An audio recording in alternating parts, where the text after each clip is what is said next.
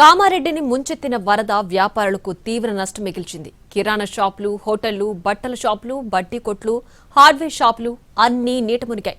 ఒక్కో షాపులో లక్షల రూపాయల విలువైన సరుకు బురదమయమైంది. అప్పు చేసి కొన్న మెటీరియల్స్ ను పారేయలేక, తిరిగి వాడుకోలేక కన్నీరు పెడుతున్నారు వ్యాపారులు. 10 లక్షల రూపాయల మెటీరియల్ నాశనమైందని రోధిస్తున్నారు. కామారెడ్డి నుంచి మరింత సమాచారాన్ని మా ప్రతినిధి రవికుమార్ అందిస్తారు.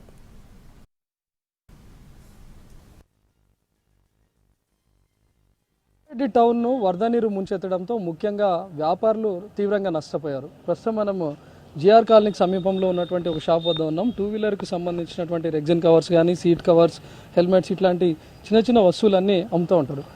చూడ్డానికి చిన్న షాప్ లాగానే అనిపిస్తున్నాయి. దీంట్లో దాదాపు 10 లక్షల రూపాయల విలువ చేసే సామాన్ మెటీరియల్ ఉందని చెప్తా ఉన్నారు. వెనక నుంచి పెద్ద చెరువు నుంచి వచ్చినటువంటి వరద నీరంతా జిఆర్ కాలనీతో పాటు ఇక్కడ ఉన్నటువంటి వాటిని ముంచెత్తింది. షాప్లోకి పూర్తిగా వరద నీరు వచ్చి చేరింది. ఇక్కడ ఉన్నటువంటి మార్క్స్ని చూస్తే మనకు ఈజీగా అర్థమవుతుంది. ఇక్కడ వరకు వాటర్ లెవెల్ వచ్చిందని చెప్తున్నారు. షాప్ ఉన్నటువంటి హైట్ కూడా ఇదే స్థాయిలో ఉంది. అంటే ఎంటైర్ షాప్లో ఉన్నటువంటి సామాన్ అంతా కూడా, మెటీరియల్ అంతా కూడా వరద నీటిలో చిక్కుకుపోయింది. దీన్నే కుటుంబానికి ఆధారంగా చేసుకొని బతుకుతున్నటువంటి వాళ్ళు ఉన్నారు. లోపల 10 లక్షల రూపాయలు వాళ్ళు అప్పు చేసి తెచ్చుకున్నటువంటి సామాన్. వీటన్నిటిని అమ్ముకుంటేనే వీళ్ళు చేస్తున్నటువంటి రెగ్యులర్ బిజినెస్తోనే వాళ్ళు రొటేషన్ చేయడం కానీ, తీసుకొచ్చినటువంటి అప్పుకు వడ్డీలు చెల్లించడం లాంటివి చేస్తుంటారు. ఈ షాప్కు సంబంధించినటువంటి యజమాని కూడా ఇక్కడే ఉన్నాడు.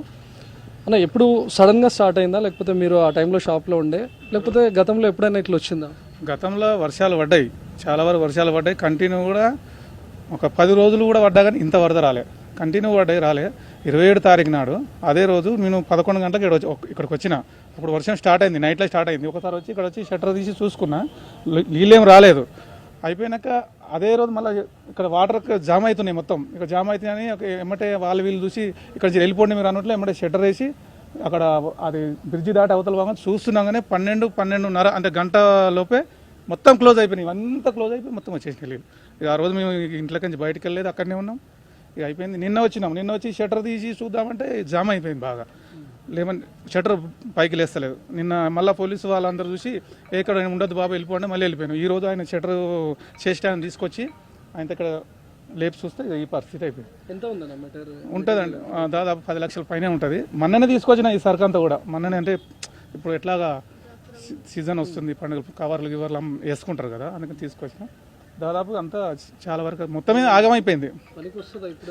ఏం పనికి వచ్చినా ఏం నాకైతే అట్లా అనిపిస్తలేదు. ఎందుకంటే ఇప్పుడు తీయాలంటే కూడా తీయలేని పరిస్థితి. మళ్ళీ వర్షం ఉంది, అది ఇక్కడ ఆరబెట్టుకోరాదు కూడా రాదు. మళ్ళీ ఇంకోటి ఏంటంటే తీసినా కానీ ఇది తొందరగా అయ్యేటట్టు కూడా లేదు. ఇక షాపు అంటే ఇది ఇప్పటిది కాదు, నేను దాదాపు 10-15-20 ఏళ్ళు చేస్తున్నాను కాబట్టి ఇక అప్పటి నుంచి కొద్దిగా ఇప్పుడు షాప్ అనేది సరుకు పెట్టుకుంటాం. అట్లా అది పరిస్థితి చాలా వరకు నష్టమైంది. ఇది సార్ మా పరిస్థితి. చెప్తున్న ప్రకారం దాదాపు 10 లక్షల రూపాయల మెటీరియల్ లోపల ఉందని చెప్తున్నారు. ఇది ఏమన్నా యూజ్ అవుతుందమ్మా? ఇప్పుడు దాన్ని కనీసం క్లీన్ చేసుకోవడానికైనా వీలుందా? యూజ్ కాదన్న, మాకు ఇప్పుడు యూజ్ కాదు. మాకు అసలు మేము ఇంతగానం అవుతుందని అనుకోలేదు. కొన్ని 20 సంవత్సరాల నుంచి ఈ వర్క్ చేస్తున్నా సరే కానీ మాకు ఎలాంటి ఇబ్బంది కలగలేదు. ఈ వర్షం ప్రాబ్లం వల్ల ఇప్పుడు మాత్రం మాకు కోలుకోలేని దెబ్బ తగిలింది. మేము ఇక్కడ చేసుకునే వర్క్ ఇంత ఆగమైందంటే మేము కూడా తట్టుకోలేకపోతున్నాము. ఇప్పుడు మీకు ఇదేనమ్మా జీవనాధారంగా? జీవనాధారం మొత్తం మీద మాకు ఇది తప్ప ఇంకా ఏది కూడా ఇంతవరకు చేసుకోలేదు. ఏదైనా చేసుకుందామన్నా ఇది వృత్తిలాగా మాకు అయిపోయింది ఇది. అందుకని మాకు ఏమన్నా సహాయం చేయగలుగుతారని మేము ప్రభుత్వాన్ని కోరుకుంటున్నాం.